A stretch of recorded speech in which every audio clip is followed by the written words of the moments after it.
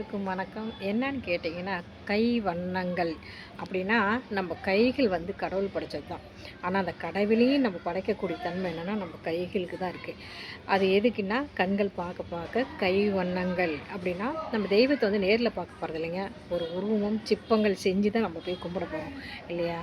இந்த பதிவு எதுக்குன்னா, நம் மீது உழுகும் ஒவ்வொரு அடிகளும் அது சிற்பமாக மாறும் என்று கல்லுக்கு தெரியாது இல்லைங்களா? கடவுள் நம்மள படைச்சிருக்கிறாரு. ஏன்னா கடவுளை நம்ம அலங்காரம் பண்ணுறோம். அவங்கள அந்த சிற்பத்தை செதுக்கி ஒரு சிற்பத்தை செதுக்குறோம். என்ன சொல்கிறது? அவ்வளோ ஒரு அந்த சிற்பம் செதுக்குறவங்களுக்கு இந்த பதிவு கண்டிப்பாக போகணுங்கிறது என்னோடய ஆசை. உண்மையாலுமே ரொம்ப திறமைசாலிங்க தான் அவங்கெல்லாம்.